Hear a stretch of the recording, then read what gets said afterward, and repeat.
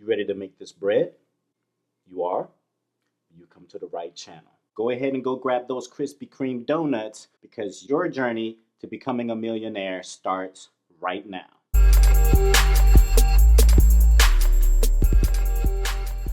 On this channel, I like to give you the best tips and strategies to invest your way into becoming a millionaire. So if that's something that you are interested in, don't waste any more time. Go ahead, smash that subscribe button so that you can become a member of one of the best channels in helping you become a millionaire through investing.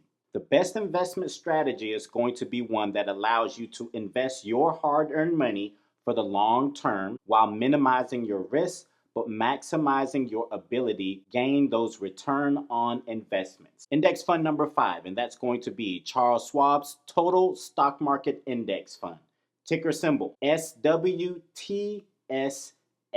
Let's go into the breakdown. Its expense ratio is currently at 0.03%. Its year-to-date return is 20.25%. 1-year return, 39.96%. 5-year return, 16.73%, and its 10-year return, 16.42%. Now, this particular index fund invests in 3,366 companies in the U.S. stock market. For those of you who are Charles Schwab's investors, this should be one that you put in your portfolio as a core holding. Index fund number 4, and that's going to be Vanguard's S&P 500 Index Fund. Ticker symbol VFIAX.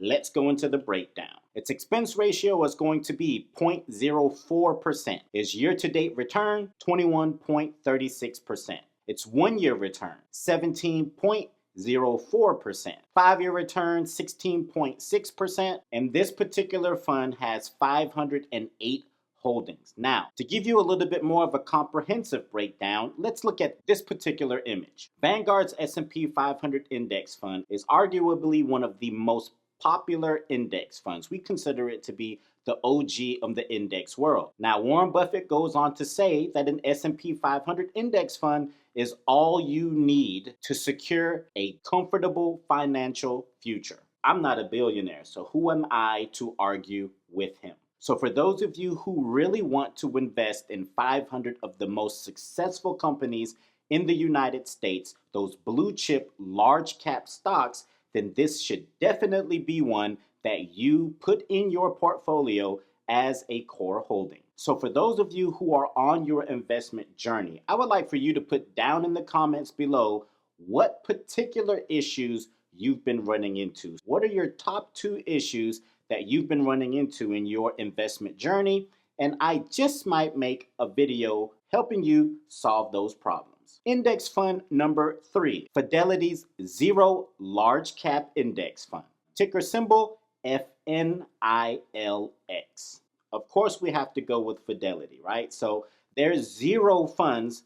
For those of you who may have been sleeping under a rock for like the last year, has 0 expense ratio. And they came out with 4 of those actually. So if you want a more comprehensive breakdown of these, I actually went over it in this video. So be sure to check that one out after this. Let's go into the breakdown. As I stated, this particular fund is going to have a 0 expense ratio. Its year-to-date return is 20.45%. Its 1-year return is 37.91%. Now, because this fund is relatively new, you don't have a 5 or a 10-year return. However, with individuals at Morningstar and other highly reputable sources, they're saying that its 5-year return is on track to be somewhere around 17.21%, which in the grand scheme looks very good. Now, this one obviously is an S&P 500 index fund. It may not have it in the name, but do not be mistaken, it is absolutely an S&P 500 index fund. It invests in 500 of the largest and most successful companies within the United States. Now, if you look at the current image here, it actually gives you a breakdown of its top 10 holdings. And as you can see, it performs as expected, all right? So this fund from Fidelity is a great fund for you to put in your portfolio as a core holding. We are in some crazy times. We really are. All I really want everyone to do is come together and make this sweet moolah. So if you're down for that, down in the comments below, just put up a peace sign. All right, moving on along to index fund number 2. And yet again, we have a Fidelity fund. Not surprising at all. Fidelity's Total Stock Market Index Fund. Ticker symbol FSKAX.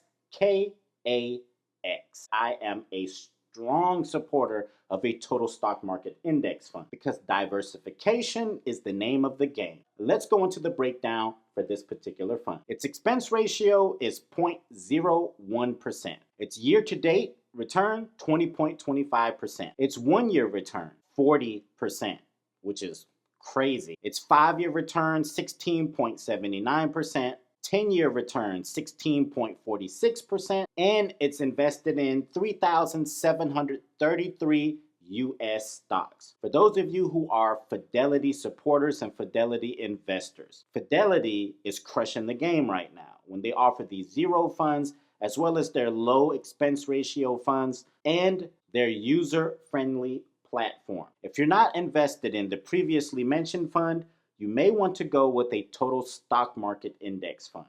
And if you want to ask the question, hey Trey, which one of these should I be choosing between number 3 and number 2? I always say go with the total stock market index fund. But you don't have to take my word for it. Do what matches your investment strategy. All right, guys, we've come down to numero uno, Hana.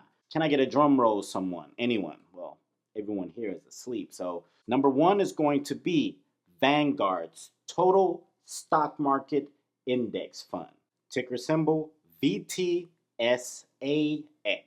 The granddaddy of all funds. Let's go into the breakdown. Its expense ratio is 0.04%. Its year-to-date return, 20.29%. But here we go. Its one-year return, 40.05%. 5-year return, 16.82%, and its 10-year return, 16.49%. Now, how many investable stocks does this particular fund invest in? 3,910 US companies, which is outstanding. This particular fund invests in not only those large cap stocks, such as those in the S&P 500, but it also invests in those micro, those small, and mid-cap companies. There you have it, guys. If you found this video to be insightful or helpful in any way, please do me the largest favor by subscribing to this channel and also gently tapping that like button for the YouTube algorithm. Hit the notification bell so that you don't miss any other content just like this video. As always, guys, I want to thank the men and women who serve this country and who have served this country. We all greatly thank you for your service. Let us please not forget the 13 brave men and women who lost their lives in Afghanistan here recently. Let's not just remember them when they actually pass away. Let's remember them as we continue on with our lives and remember they have families, mothers, fathers, sisters, brothers, consistently grieving their loss. So let us please not forget about those, all right? So with that being said, let's talk finances on the next video.